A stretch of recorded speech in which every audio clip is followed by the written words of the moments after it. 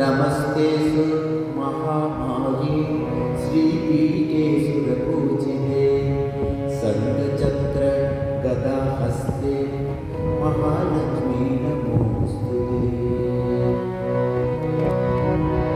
नमस्ते गरुडारूढे कोलासुरभयङ्करी सर्वपापहरे देवी महालक्ष्मी नमोऽस्तुते।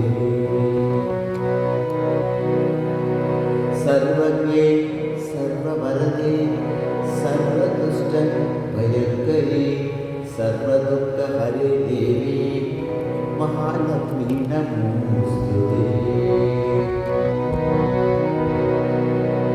सिद्धिबुद्धिप्रदे देवी भुक्तिमुक्तिप्रदायिनी मन्त्रमूर्ते सदा देवी महालक्ष्मी नमोऽस्तुते।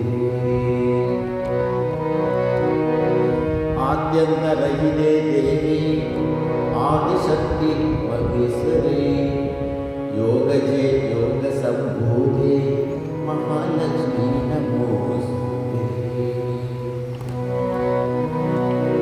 स्थूलसूक्ष्म महारौद्रे महाशक्ति महोदरे महापाप हरे देवी महालक्ष्मी नमोऽस्तुते। पद्मासनस्थिते देवी परब्रह्मस्वरूपिणी परमेश्वरी जगन्माता महालक्ष्मी नमोऽस्तुते।